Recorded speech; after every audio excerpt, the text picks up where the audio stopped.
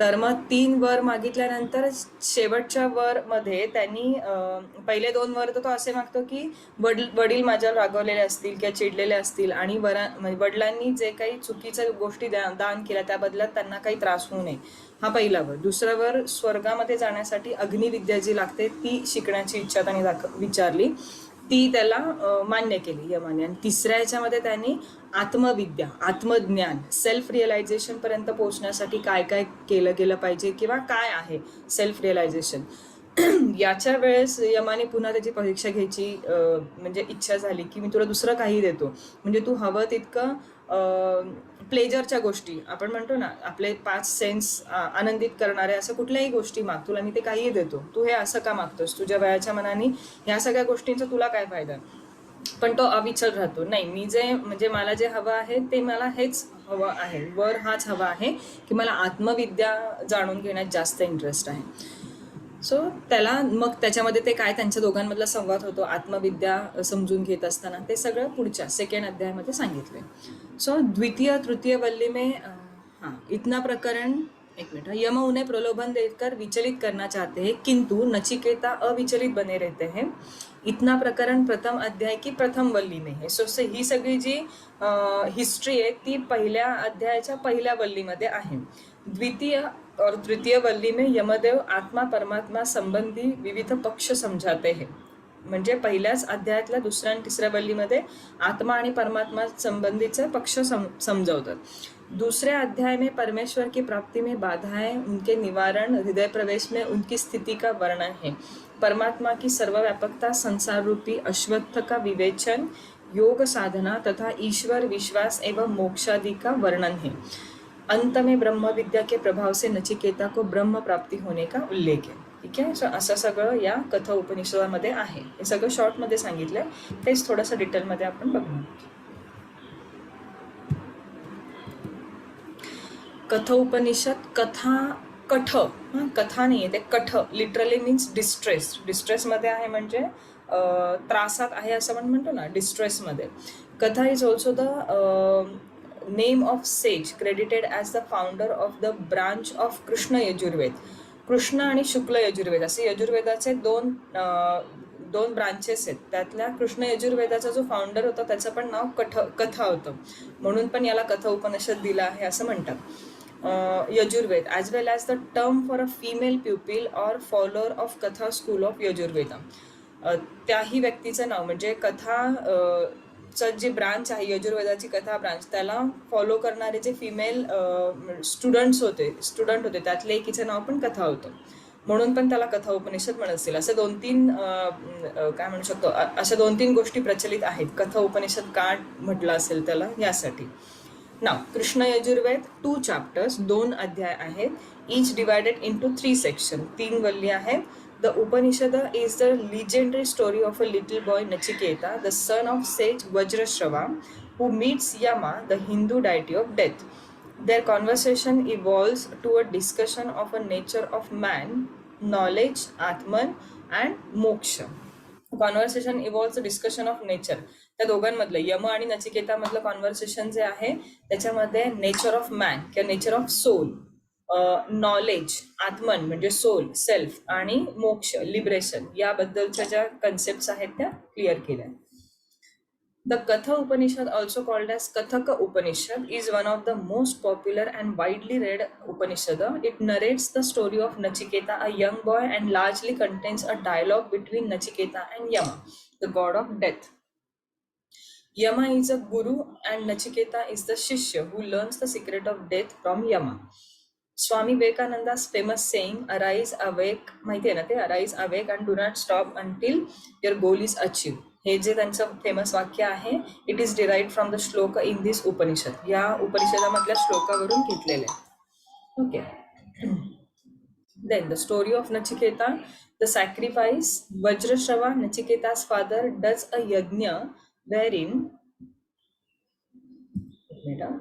where he is required to give away all that he possesses Nachiketa notices that his father is not doing it sincerely. He gives away cows that will no longer give milk. Therefore, fearing for his father's well-being, Nachiketa asks him, "To whom will you give me, father?" His father does not reply. Nachiketa asks him again, still no reply. When he asks him a third time, Vajrashava becomes angry and says, "I shall give you to the death." Okay? Now, therefore, Nachiketa goes to the domain of the Lord Death, Yama. Unfortunately, Yama is not in his house and Nachiketa has to wait outside for 3 days. When Yama returns and comes to know about Nachiketa, he offers Nachiketa 3 boons as compensation for having to wait. As the first boon, Nachiketa asks, "When I go back, my father should not be angry with me." Yama grants it. As the second boon, Nachiketa asks Yama about a fire sacrifice which takes the performer to heaven. Yama explains this in detail. Okay? अग्निविद्या दुसऱ्या याच्यामध्ये मानतो. And as the third boon, Nachiketa asks Yama what happens to a man after death. Does he exist or not exist? Now this time Yama, in order to test Nachiketa, tries to dissuade him from asking this question.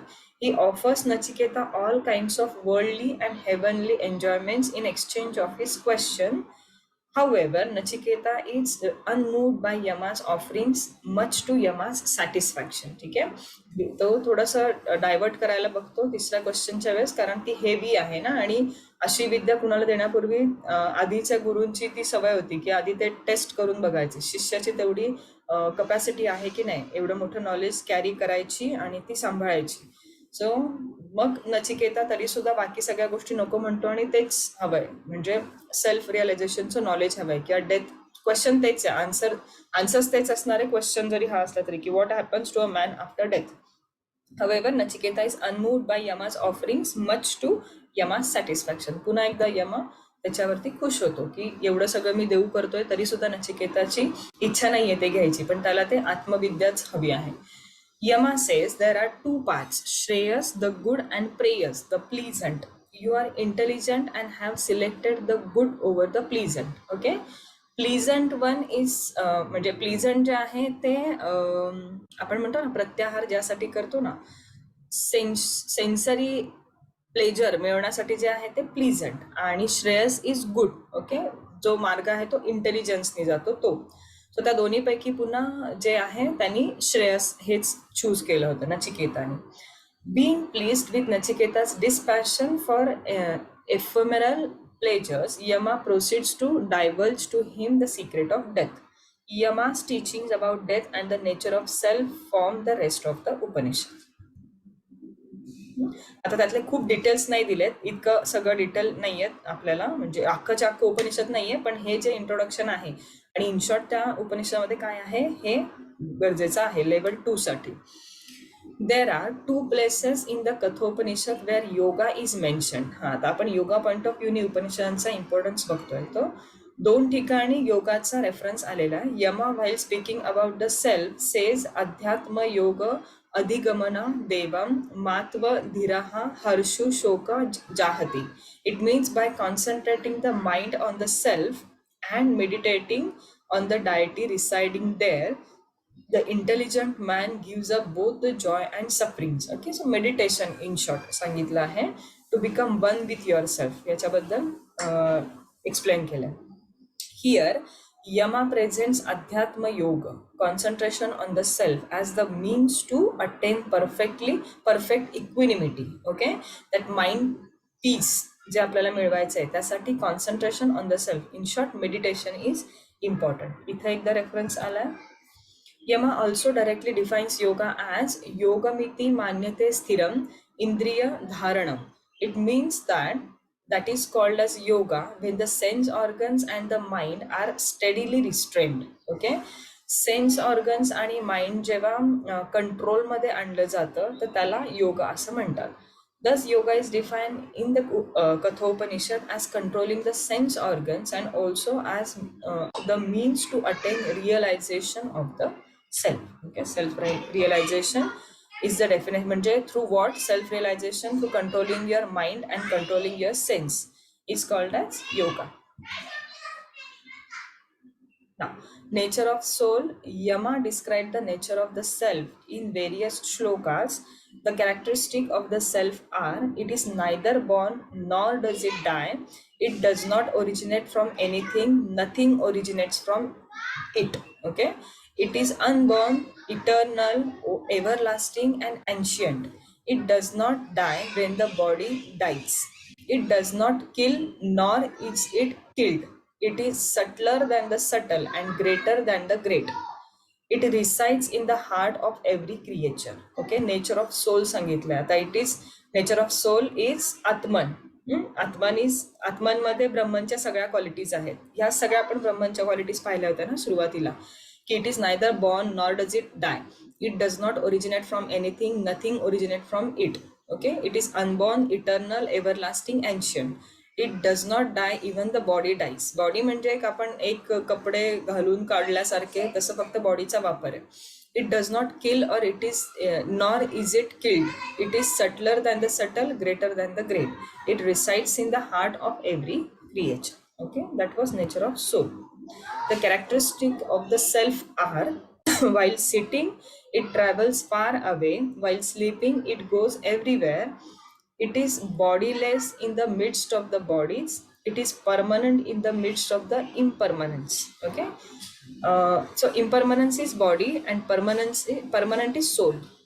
The self cannot be known through merely studying about it, or by the use of the intellect, or by merely listening about it.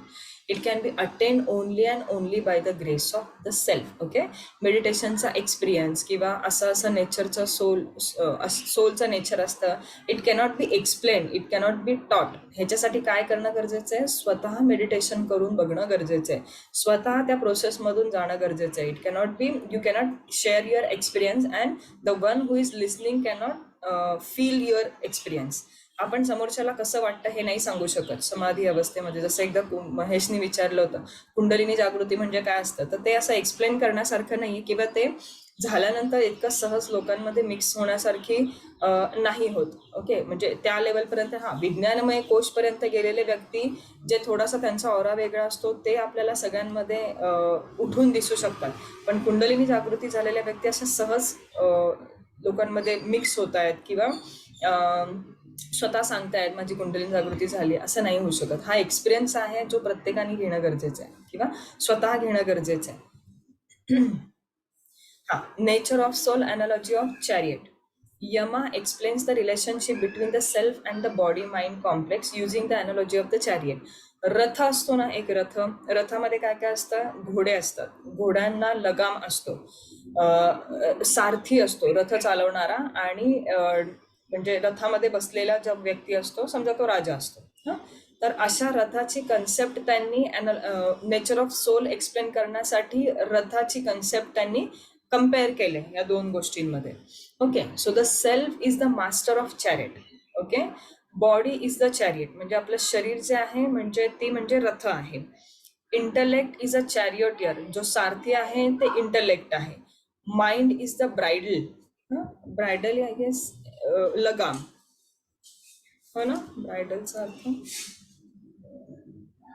Yes लगामच.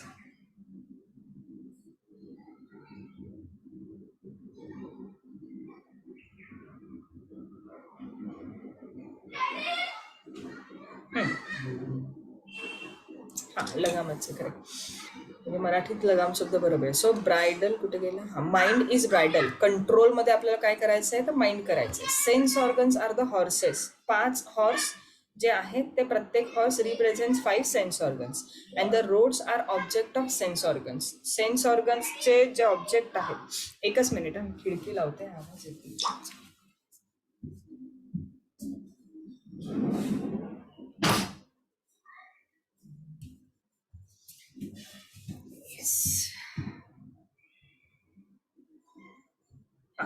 So self is the master of the chariot. आपण स्वतः master आहोत, मागे बसलेले, not सारथी, master. Body is the chariot, आपलं शरीर म्हणजे ते घोडाचा रथ आहे. इंटलेक्ट इज द चॅरियटर, म्हणजे तो सारथी आहे, ते म्हणजे आपली बुद्धी, इंटलेक्ट.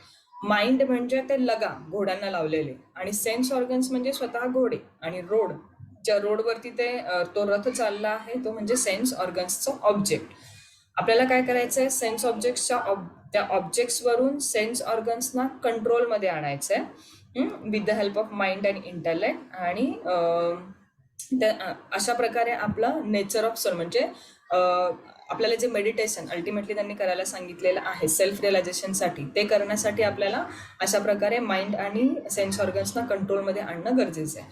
सो प्रश्न बऱ्याचदा कठोपनिषदमध्ये ह्याच्या विषयी विचारतात की तिथे एक चॅरियट सांगितलं आहे, त्याच्यामध्ये who represent the horses. So sense organs, horses represent sense organs. What does bridle represent? So bridle represent mind. So हे जे आपण रिप्रेझेंट करतोय ना, हे कंपॅरिझन केलेत ना, ते पण लक्षात ठेवा, त्याच्यावरती प्रश्न विचारतात. ठीक आहे. सो असं एक हा बोल ना. हा, ते वरती self is the master of chariot, मला ते नाही. मास्टर ऑफ चॅरिट जो मागे बसतो ग, आता आपण कृष्ण आणि याचं बघितलं ना, अर्जुनाचं. अर्जुन. हा, सो अर्जुन मागे बसला होता आणि कृष्ण सारथ्य करत होता, सारथी होता. हा, तर जो मास्टर आहे तो अर्जुन आहे.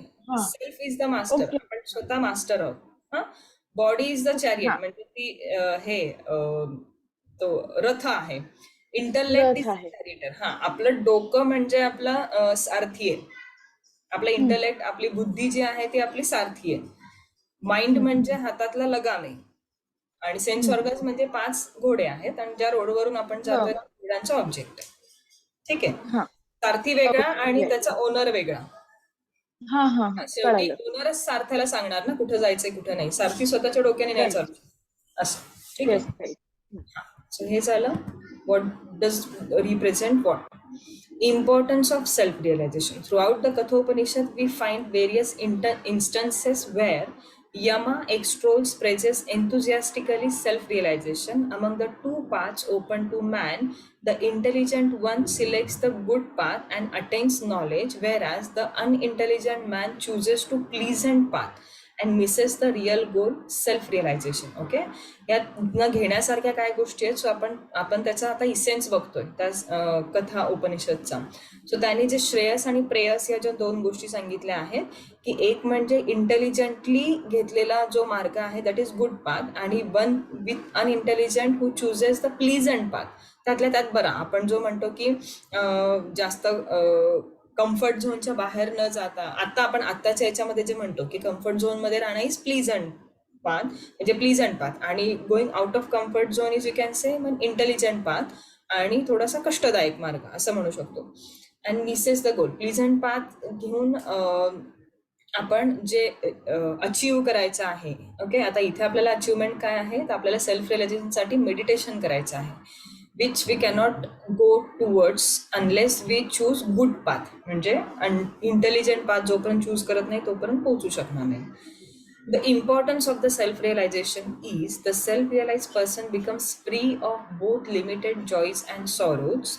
He becomes freed from the jaws of death and attains immortality. Okay, एकदा कन्सेप्टच क्लिअर झाला ना डेथ आणि इमॉर्टॅलिटीच्या काय आहे, त्यानंतर म्हणजे ते रिअलायझेशन एकदा आलं ना की मग he becomes free from joys and sorrows आणि sufferings. Okay, he attains emancipation, freedom, liberation. Okay, मोक्ष प्राप्ती व्हायला मदत होते.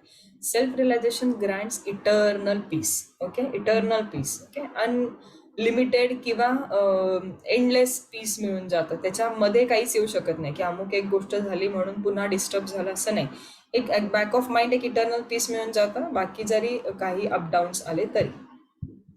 येस.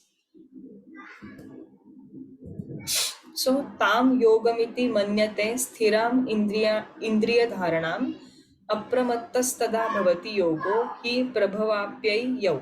इस प्रकार इंद्रियों को स्थिर धारणा का नाम ही योग माना जाता है. उस समय साधक प्रमाद रहित हो जाता है, किंतु यह योग उदय और अस्त होने के स्वभाव से युक्त है.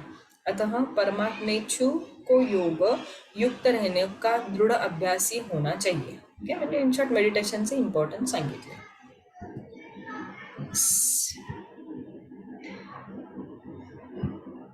काही डाऊट, काही बोलायचं आहे? छोटे छोटेच आहेत उपनिषद पण छान आहेत. ह्याचं डिटेल आपल्याला वाचायचं असेल तर कुठे मिळेल म्हणजे? उपनिषदांचं बुक मिळतं ना छोटं छोटं, मग घेताना मी म्हणेन मोठंच घ्या, आता घेणारच आहात तर वाचायला, म्हणजे प्रत्येक ह्याचं एक्सप्लेनेशन दिलेलं आहे असं. छोटे बुक्स पण आहेत, जसं जसं उपनिषद लिहिलं आहे ना ओरिजिनल, म्हणजे पहिल्यांदा जे लिहिलंय त्याचे छोट्या बुकमध्ये आपल्याला एक्सप्लेनेशन मिळतं, साधे आहेत, म्हणजे 100-150 रुपयाला वगैरे पण आहे. आणि मग त्याचं एक्सप्लेनेशन आपल्याला आपल्या पॉईंट ऑफ व्ह्यूनी आत्ताच्या लाईफनुसार किंवा आताच्या इरानुसार करायचं असेल तर ते प्रत्येकाने त्याच्यावर भाष्य केलेलं आहे ना, ते वेगळं बुक आहे. मी रेफरन्स पाठवते ग्रुपवरती, हा कुणाकडून मागवू चालेल. शकता वगैरे. ठीक आहे, विसरले ओके. तर मला. याचे रायटर कोण आहेत म्हणजे जे चांगलं आहे बुक? ज्यांचं भाष्य चांगलं आहे असं का? हा हा, ते पण. पाठवते मी, त्याचा पण रेफरन्स पाठवते, ओके. ज्यांचं ऐकण्यासारखं आहे आणि आपण पटकन कनेक्ट होऊ शकतो असं. नाही ना, आपले आणि त्यांचे थॉट्स पटले पण पाहिजेत, तेव्हा आपण त्याला कनेक्ट होतो.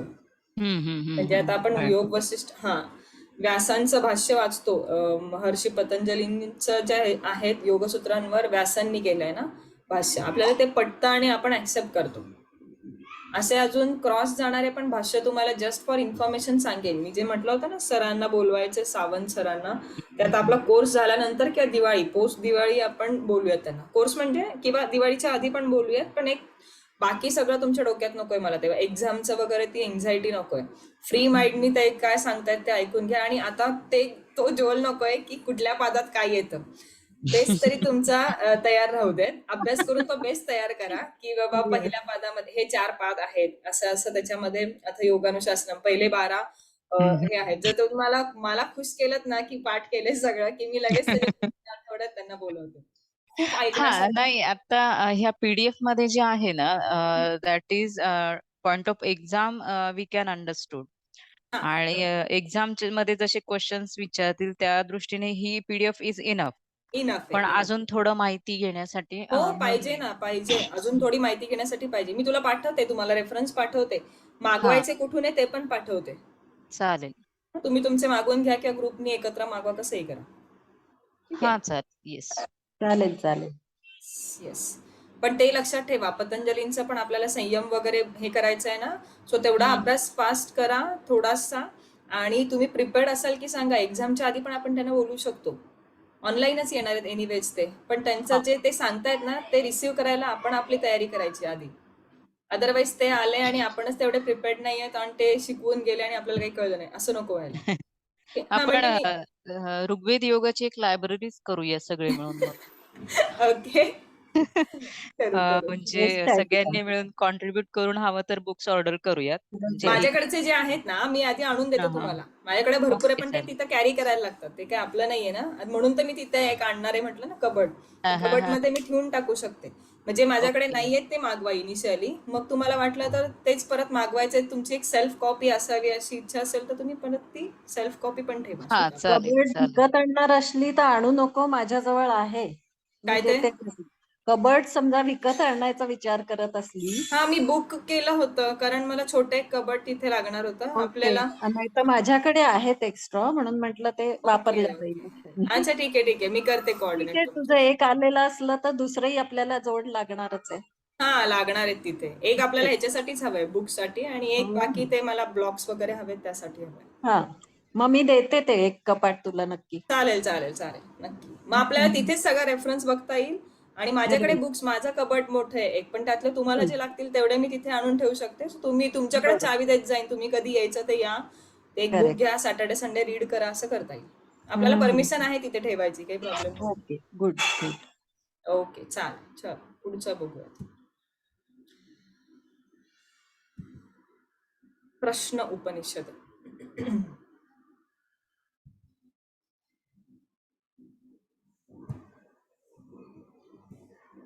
ओके, प्रश्न स्पेलिंग चुकलं. So Prashna Upanishad, concept of prana and rayi, creation, panchaprana and the 6 main questions, याच्यात काय काय इन्क्लुडेड आहे. सो प्रश्न उपनिषदामध्ये प्राणची कन्सेप्ट आहे, जे आपण सारखं म्हणतो ना प्राणवायू. आता हे पंचप्राण मधला एकच प्राण नाही, हे कम्प्लीट बॉडीमध्ये जे प्राण आहे ना त्याबद्दलचा प्राण. आणि रई दॅट इज क्रिएशन, आणि पंचप्राण बद्दल पण एक्सप्लेनेशन आहे. आणि 6 क्वेश्चन्स आहेत. पिपलदा ऋषींचे जे आहे ना 6 स्टुडंट्स होते, प्रत्येकाने एक एक प्रश्न विचारलाय, त्या प्रश्नांचं उत्तर देताना त्यांनी काय एक्सप्लेन केलंय, काय प्रश्न विचारलाय आणि त्याचं काय उत्तर दिलंय, अशा प्रकारचं हे उपनिषद आहे, प्रश्न उपनिषद. ही सगळी स्टोरी त्याच्यामध्ये आहे. ना यह उपनिषद अथर्ववेद के पीपलाद शाखा का ब्राह्मण भाग है. प्रश्नोपनिषद में जिज्ञासुओं द्वारा महर्षि पीपलाद से पूछे गए 6 प्रश्न और उनके उत्तरों का वर्णन है. प्रथम प्रश्न के कंबंधी ने प्राण और रई के संबंध में जानना चाहा. द्वितीय प्रश्न में भार्गव ने प्रजा के आधार विषयक 3 प्रश्न किए हैं. तीसरे प्रश्न के अंतर्गत अश्वलायन द्वारा प्राण की उत्पत्ति के संदर्भ में 6 प्रश्न पूछे गए हैं. चौथे प्रश्न में गार्ग्य द्वारा, हे सगळे त्यांचे नाव आहेत, गार्ग्य द्वारा जीवात्मा परमात्मा के संबंध में 5 जिज्ञासाएं प्रकट की गई है.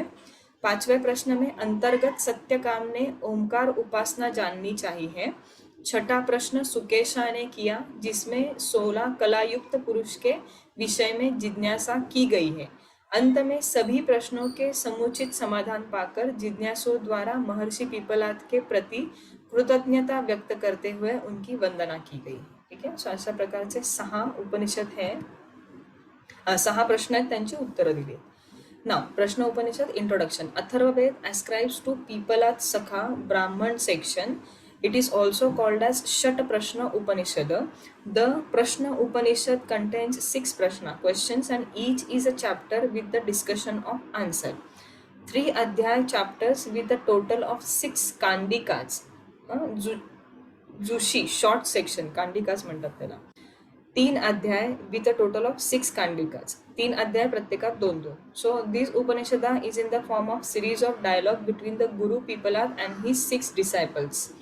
The pupils credited with the 6 questions are respectively Kabandhin, Katyayana, Bhargava, Vaidarbhi, Kaushalya, Ashwalayana, Sauryayin, Gargya, Saibya, Satyakama, Sukeshan, Bharadwaj and Sage Pipalda is credited with giving the answer. पूर्ण नाव दिली आहेत. Correct.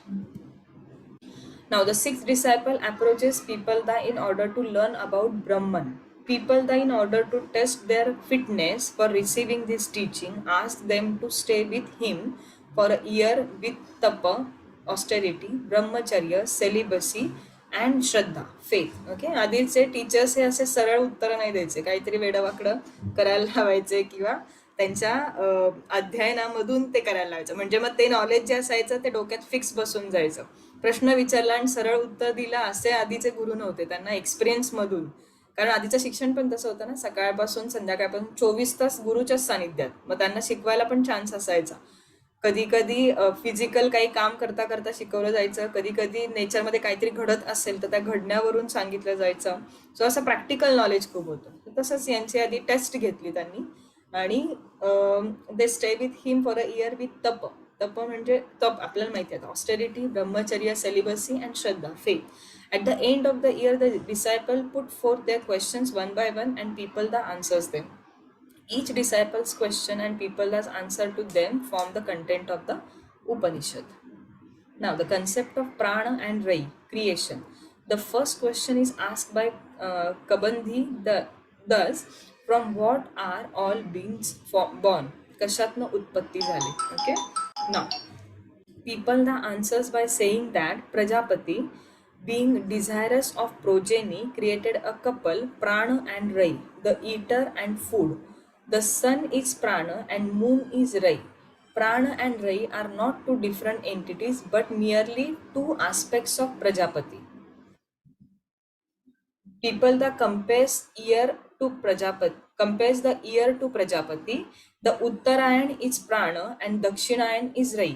आपण जे उत्तरायण दक्षिणायन एका वर्षाचं म्हणतो, म्हणजे सूर्याच्या मुवमेंट वरती आपण ठरवतो ना, उत्तरायण कधी आहे आणि दक्षिणायन कधी आहे. सो त्याच्याशी कम्पेअर केलंय, एका वर्षासोबत कम्पेअर केलंय ते. Those who perform sacrifices and good actions in the expectation of result go to Somalok, world of moon, along with Dakshinayan and come back. However, the knower of the self travel along Uttarayan and attain Brahmalok, where there is no return. Okay, दक्षिणायन आणि उत्तरायण हे आता आपल्याला माहिती आहे, त्याच्याशी त्यांनी compare केलंय सन आणि मून, आणि उत्तरायण इज प्राण आणि दक्षिणायन इज रई. का? कारण उत्तरायण मध्ये सूर्याची जी आहे, एकच मिनिट, एकच मिनिटात येते आम्ही, तो पण रीड कर.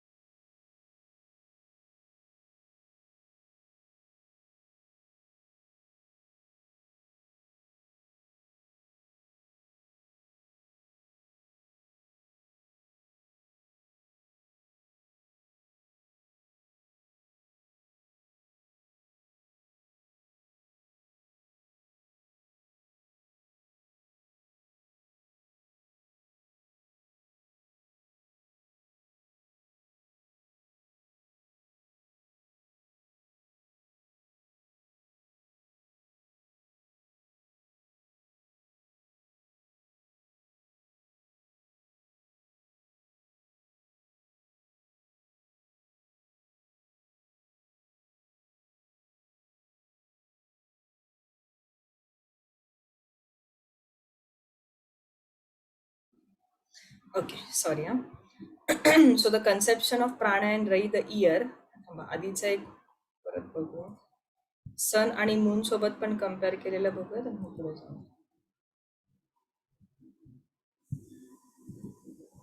The first question is asked by Kabandhi. Thus, from what we or are all beings born, or sorry, all beings born? People the answers by saying that Prajapati, being desirous of progeny, created a couple, Prana and Rai, the eater and the food. The sun is Prana, the moon is Rai. Prana and Rai are not two different entities, but merely two aspects of Prajapati. Okay, हे दोन वेगवेगळ्या entity नाही आहेत. आत्ताचा आपण प्रकृती आणि पुरुष, त्याचा पण येईल रेफरन्स पुढे. प्रकृती आणि पुरुष जे आपण म्हटलं होतं ना, दोघांच्या युनियननी, हे कशात बघितलं होतं आपण, प्रकृती आणि पुरुष कुठल्या फिलॉसॉफीमध्ये? सांख्ययोग. सांख्ययोग मध्ये पाहिलं होतं, करेक्ट.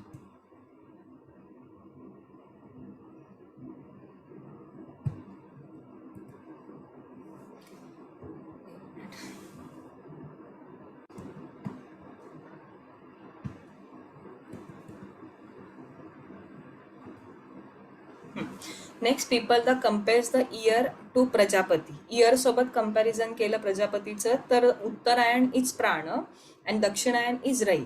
उत्तरायणमध्ये हळूहळू दिवस मोठा होत जातो बघा, आणि उन्हाळा लागत असतो, म्हणजे उजेड जास्त असतो. आणि दक्षिणायनमध्ये हळूहळू रात्र मोठी होत जाते, अंधार जास्त असतो, जे आपण जून पासून साधारण डिसेंबरमध्ये कन्सिडर करतो, डिसेंबर पर्यंत.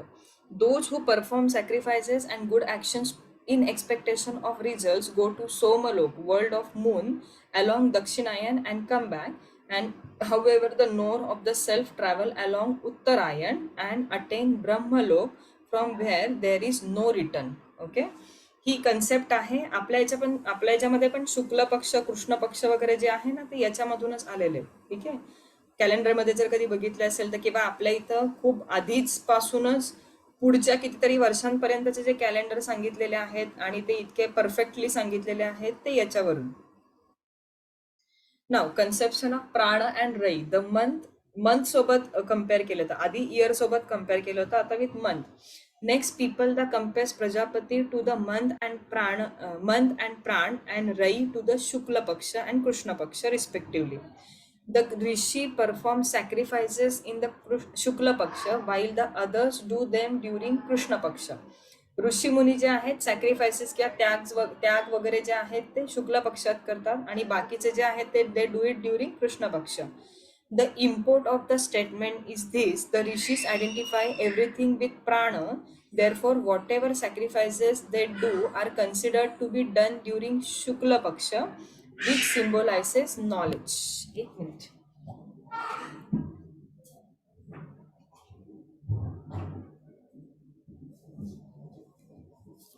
Okay, however, those who identify Rai with everything are considered to be doing sacrifices in Krishna Paksha, which symbolizes ignorance. Okay, Shukla आणि कृष्ण पक्ष. शुक्ल पक्षामध्ये इट सिम्बलायझेस नॉलेज. जे काही केले जातात, बऱ्याच गोष्टी ज्या आहेत शुक्ल पक्षामध्ये करायला सांगतात, कृष्ण पक्षामध्ये करत नाहीत. Okay, so the import of the statement is this: the rishis identify everything with prana, therefore whatever sacrifices they do are considered to be done during shukla paksha, which symbolizes knowledge. And however, those who identify Rai with everything are considered to be doing sacrifices in Krishna paksha, which symbolizes ignorance. आहे अजून detail मध्ये आहे पुढे. The day is considered to be Prajapati. आता आधी सन आणि moon सोबत compare केलं, मग इयर सोबत कम्पेअर केलं, मग मंथ वाईज कम्पेअर केलं, आता डे वाईज कम्पॅरिझन आहे. The day is considered to be Prajapati, prana is day time and Rai is night time. People thus says that those who engage in sexual union during day time waste away the prana. However, when people engage with sexual union during night time, it is considered as good as celibacy. This is meant to serve as an injunction. Okay. Now, Panchaprana, the second, this was about the first question. Okay, हा first question फक्त being born, आपल्या उत्पत्तीबद्दल विचारला होता question. So त्याला त्यांनी प्रजापती सोबत compare केलं. प्रजापती म्हणजे युनियन इन जर समजलं तर रती आणि प्राण या दोघांचं कॉम्बिनेशन सांगितलंय आणि त्याला कम्पेअर केलंय वेगवेगळ्या गोष्टींसोबत. आधी तर सूर्य आणि चंद्रासोबत, मग इयरचे पार्ट केले, मग मंथचे पार्ट केले, मग दिवसाचे पार्ट केले. ठीक आहे. Now, Panchaprana, the second question is asked by Bhargava. Thus, what are the various deities or forces that sustain the human body, and which among them is the chief? To this, people the answers in the form of story that Prana is the most important deity or force which makes the body function. The famous shloka Pransedam Vashe Sarvam is found in second prashna of this Upanishad. Vashe Sarvam, the spelling mistake झालाय. म्हणजे प्राणांनी सगळ्याला वश केलं जातं. असा अर्थाचा तो श्लोक आहे. It is found in the second Prashna of this Upanishad. या उपनिषदाच्या सेकंड प्रश्नामध्ये प्राणाचं इम्पॉर्टन्स सांगितले, पंचप्राणांचं. The third question, पंचप्राणावरच.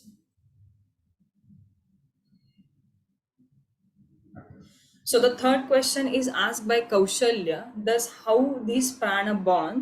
How does it enter the body? What are its divisions? How does it leaves the body? And what are the external and internal manifestations of the prana? People that answer the questions one by one. Prana is born out of self. It enters into the body because the action of the mind, past karma, is divided into 5 based on its function. Prana, apana, samana, vyana and udana. Okay. हे पाहिलेत आपण. The location and functions of the 5 pranas are: prana issues out of the nose and mouth and resides in the eyes, ears, perform the functions of respiration. Apana resides in the lower aperture, the reproductive and excretory organs, performs the functions of excretion and ejection. Samana resides in between prana and apana, assimilates and distributes all that is eaten and drunk, resides in the navel region. Manipur chakracha jawal samana. Then vyana resides in the nadis throughout the body. 101 main nadis which have 100 branches each, which further have 72,000 sub branches. Total of तो जो count दिलेला आहे तो 72 lakhs, 72,000, 10,000, 2,201 nadis. is responsible for blood circulation, sense of touch, etc. ना आपण त्या नाडीचा nerve सोबत comparison केलं होतं, त्यामुळे ते सेन्सरी, मोटार वगैरे ते सगळं त्याच्या अंडर येणार आहे. And last one is Udana, takes the person to Punyaloka or heaven if he has done good actions, and papalok or hell if he has done bad actions. Brings him back to the earth if he has done a mixture of good and bad actions, that is mixed karma. Resides in the throat region and causes vomiting, hiccups and coughing. Okay. People that further answer the question of Kausalya, the prana manifest in the external universe as follows. प्राण the sun, अपान the earth, हे लक्षात ठेवायचं आहे, कारण त्या region वरती म्हणजे लोअर बॉडीच्या अंडर कुठलं पंचमहाभूत स्ट्रॉंग आहे असं विचारतात. सो ते कंपॅरिझन आपण काल पण बघितलेलं आहे, आपण चक्रांसोबत कम्पेअर केलं होतं. सो प्राणवायू जो आहे तिथे सन, अपान वायूकडे अर्थ, पृथ्वी तत्व जास्त आहे. समान वायूकडे एअर बिटवीन सन अँड अर्थ, समान वायूमध्ये एअर ची मुवमेंट जास्त आहे. अँड देन व्यान, एअर विच परवेट्स एव्हरीथिंग. व्यान म्हणजे ब्लड सर्क्युलेशन येतं ना, कम्स अंडर व्यान वायू. So it needs air, okay, वायू. And the Udaan is fire. आता हे उदान म्हणजे समान, आपण जठराग्नी म्हटलं होतं ते मणिपूर चक्राशी कम्पेअर केलं होतं. हे फक्त हे तत्व त्यांनी सांगितलंय. उदान वायूचं फायर का सांगितलंय, कारण कुंडलिनी जागृती नंतर आपण बघितलं होतं की कुंडलिनी मधून सुषुम्ना जर सरळ जात असेल आणि ती जर सहस्रार पर्यंत पोहोचली तर कुंडलिनी जी जागृती होती त्यासाठी उदान वायूमध्ये फायर कन्सिडर केला. आणि प्रश्न असा विचारतात की 5 वायूंपैकी कुठला वायू जर तुमच्या कंट्रोलमध्ये असेल तर तुम्ही स्पिरिच्युअल ग्रोथ करू शकता फास्ट. तर त्याचा आन्सर येतं. आता तुमच्या याच्यामध्ये कुठले तुमच्या ऑप्शन्स मध्ये कुठले आहेत ते बघायला लागतील, पण सगळ्यात महत्वाचे 2 वायू from spiritual point of view हे समान आणि उदान आहेत. ओके, समान वायूवरती कंट्रोल केल्यानंतर, का समान वायूवरती, कारण वरून आपण जेव्हा बंध बांधतो तेव्हा प्राणवायू उलट्या दिशेने प्रेस करतो, खालच्या दिशेने, आणि अपान वायू वरच्या दिशेने प्रेस करतो. उडियान बंध बांधल्यानंतर आपल्याला समान वायू जेव्हा आपण कंट्रोलमध्ये आणतो तर तिथून जे आहे समान वायू प्रेशर क्रिएट झाल्यामुळे तो डायरेक्टली कुंडलिनीमध्ये जाणार आहे आणि कुंडलिनी जागृतीसाठी मदत मिळणार आहे. म्हणून आपल्याला समान वायूवरती कंट्रोल असणं गरजेचं आहे. आणि जेव्हा बाकीचे 4ही वायू कंट्रोलमध्ये असतील तेव्हाच उदान वायू हा आपल्याला मोक्षतेकडे किंवा सेल्फ रिअलायझेशनकडे जाण्यासाठी मदत करणार आहे. तो कुठल्या फॉर्म ऑफ क्वेश्चन आहे तो रीड करून आन्सर ठरवा. 2 इम्पॉर्टंट जे वायू आहेत ते समान आणि उदान आहेत हे लक्षात ठेवा, कारण बऱ्याचदा त्याच्यावरती क्वेश्चन विचारलेले. Now, a summary of 6 main questions asked by the disciple and people, the answer to them is given below. Kabandhi asked, from what are all beings born? People the answers by saying that they are born from prana and rai, which are the both aspect of Prajapati. Prana is treated as superior to rai. म्हणजे एक आहे उजेड आणि एक आहे अंधार, किंवा एक आहे डॉमिनेट, दुसरा आहे recessive. Bhargava asked, how many deities are there in the body and which one is the most important? People the answer by saying that prana is the most important force that makes the body function. म्हणून तर आपण प्राणाला कंट्रोलमध्ये आणतो आणि म्हणून आपण प्राणायाम करतो. प्राणायाम is nothing but आपण पूजा केल्यासारखी शरीराची. आता त्यांनी विचारलं ना डायटी कुठला महत्वाचा आहे, how many deities are there in body and which one is most important. So prana is most important, and doing pranayam or meditation or controlling your breath is like worshipping your body. Okay. Kausalya asked about prana, its origin, divisions, manifestation. People the answer everything in detail. Okay.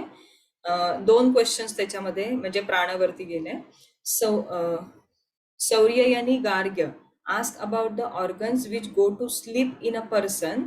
The one that remains awake, the deity who experiences dreams and happiness, and where everything gets merged during deep sleep. People the answers that it is prana which keeps awake in the body during sleep, and it is the mind which experiences dream. During sleep, deep sleep, everything gets merged in the self. Okay. Deep sleep is sushupti. Tala word ahe sushupti. So जेव्हा it is prana which keeps awake in the body. Okay, झोपलेली अवस्था जर शांत झोपलेली अवस्था असेल तर आपली dead body आणि आपली बॉडी सेमच दिसते, पण मग प्राण असतो जो दोघांना सेपरेट करतो. डेड बॉडीमधून प्राणच निघून गेलेला असतो आणि झोपलेल्या व्यक्तीमध्ये प्राण असतो पण ती झोपलेली असते फक्त. ओके, सबकॉन्शियस माइंड चालू असतं during deep body during sleep and it is the mind which experiences dreams. Okay, पुन्हा ते सबकॉन्शियस माइंड मध्ये जे काही इंद्रियांद्वारे आपण जे काही रिसीव्ह करतो ना, जे काही बघितलेलं असेल किंवा आपण थॉट केलेले थॉट्स असतात आपल्या डोक्यामध्ये, या सगळ्यांचं परसेप्शन जे आपण आधीच्या लाईफमध्ये केलेलं असतं, म्हणजे आपण जागे असताना आपण जे काही परसिव्ह करतो थ्रू थॉट्स किंवा थ्रू 10 इंद्रियाज, 5 सेन्सरी, 5 कर्मेंद्रिया, ते सगळं आपल्या माइंडमध्ये ती थॉट प्रोसेस चालू असते आणि ती माइंड असतं which experiences dreams. It is the mind which experiences dreams. Now during deep sleep, जेव्हा आपण गाढ झोपेत असतो, everything gets merged in the self. हे दोन्ही सेपरेट राहत नाही, gets merged into self. Okay.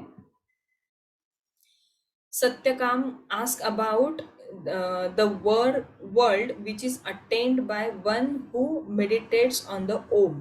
People that says that one who meditates on Omkar, Akar, attain the human birth. One who meditates on the Ukar attain the Somalok, and one who meditates on Omkar, okay, as a whole attains enlightenment and realizes the supreme Brahman. Therefore, when one meditates on Omkar as a whole, he attains moksha. मी तुम्हाला काल सांगितलं होतं ओंकारची information गोळा करायची आहे, कुठल्या कुठल्या याच्यामध्ये कोणकोणत्या उपनिषदांमध्ये त्याचा रेफरन्स आहे, महत्वाचे उपनिषद कोणकोणते आहेत, ओंकारचे इम्पॉर्टन्स सांगणारे. त्यातलं प्रश्न उपनिषद एक महत्वाचा आहे. ओके, सो प्रश्न काय होता? Satyakama ask about the world which is attained by one who meditates on Om.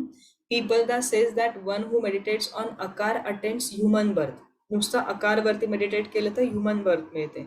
One who meditate on ukara, नुसत्या उकार वरती मेडिटेट केलं he attains the Somaloka. And one who meditate on Omkar as a whole attains enlightenment. पूर्ण ओमकार वरती meditation केल्यानंतर enlightenment मिळते and realizes the supreme Brahman. So हे medium आपल्यासारख्या लोकांसाठी देऊन गेलेले आहेत ते, की ओंकार, आता ते कॉम्बिनेशन असं बनवलं आहे वर्ड्सचं की त्या व्हायब्रेशननी it will be easier for us. जर आपण ते रिपीटेडली चॅन्टिंग केलं तर we will be able to reach close to the Brahman, किंवा ऍटलीस्ट सेल्फ रिअलायझेशनच्या जवळ जायचे चान्सेस राहतात जर आपण कंटिन्युअस त्याचं चॅन्टिंग करत असू किंवा प्रॅक्टिस करत असू तर. Therefore, when one meditates on Omkar as a whole, he attains the मोक्ष. आता हे जे आहे आपण रोज एक्सपिरियन्स करतो. साधे 3 ओंकार म्हटल्यानंतरचं जे पण माइंड पीस आहे ते किती वेगळं आहे किंवा किती छान आहे. एखादी नवीन गोष्ट किंवा आपण क्लास सुरू करायच्या आधी करतो तर त्या ओंकारमध्ये पण किती शांतता, माइंड पीस मिळते हे आपण रोज अनुभवतो. तसंच जर आपण जास्त वेळा ओंकार प्रॅक्टिस केली तर काय होईल? A summary of 6 main questions and people that's answer. Lastly, Sukesha asked about Purusha with 16 limbs. Shodasha Kala Purusha, म्हणजे 16 limbs सोबतचा Purusha, and where he resides. People that answered that Purusha with 16 limbs resides in our body. The 16 limbs originate from the Purusha in the following order: Prana, Shraddha, Kama, Vayu, प्राण, श्रद्धा, काम, वायू, ज्योति, अपान, पृथ्वी, इंद्रियास, मनस, अन्नम, वीर्यम, तपस, मंत्र, कर्म, लोक and नाम. People that concludes by saying that all these 16 limbs merge into Purusha just like different rivers merge into sea. Okay, so हे सगळे प्राण, श्रद्धा, काम, वायू, ज्योति, अपान, पृथ्वी, इंद्रियास, मनस, अन्नम, वीर्य, तपस, मंत्र, कर्म, लोक आणि नाम. ओके, हे सगळे एकत्र मर्ज होतात पुरुषामध्ये आणि त्यांचा डिफरन्स वेगळा काही असं हे राहत नाही. मर्ज होतात म्हणजे त्याच्यात मिक्स होऊन जातात पुरुषामध्ये, त्यांचं वेगळं अस्तित्व राहत नाही. How did life begins first Prashna. What is the living being second Prashna. What is the nature of man and how is it so third Prashna. What establishes man fourth. What is meditation and why to meditate fifth. And what is immortal in man six Prashna. तेच प्रश्न वेगळ्या point of व्ह्यूने सांगितले ज्याचं उत्तर आता आपण बघितलेलं. So Prajapati ब्रह्म संवत्सर 1 year, मास 1 month अँड आरोहता अहोरात्र 1 day. ओके. प्राण आणि रई मध्ये एनर्जी प्राणामध्ये येते. मॅटर कम्स अंडर रई. सो जर प्राण ब्रह्मन असेल तर प्राण पुरुष असेल तर रई इज प्रकृती. पुरुष आणि प्रकृतीचं कॉम्बिनेशन म्हणतो ना आपण. सो किंवा ब्रह्मन आणि माया. सो इफ प्राण इज ब्रह्मन देन रई इज माया. दॅट्स वाय प्राण इज एनर्जी अँड रई इज मॅटर. प्राण इज आदित्य, रई इज चंद्रमा. प्राण इज उत्तरायण, रय इज दक्षिणायन. सूर्यलोक इज प्राण, देव्यम आणि उत्तरायण. चंद्रलोक पित्रायण, कर्मपाठ अँड दक्षिणायन. शुक्ल पक्ष इज प्राण, कृष्ण पक्ष इज रई. दिन इज प्राण, रात्री स्थूल अँड सूक्ष्म. स्थूल इज सूक्ष्म विल कम अंडर प्राण, स्थूल विल कम अंडर रई. हे कंपॅरिझन खाली सूक्ष्म इथे जाईल प्राणाच्या अंडर आणि रईच्या अंडर स्थूल येईल. येस.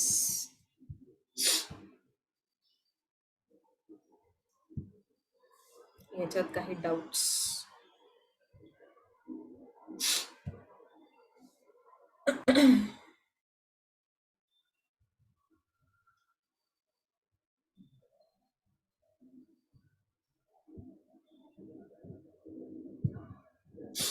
काही विचारायचं आहे, काही सांगायचं आहे, काही बोलायचं आहे? रेकॉर्डिंग थांबवते.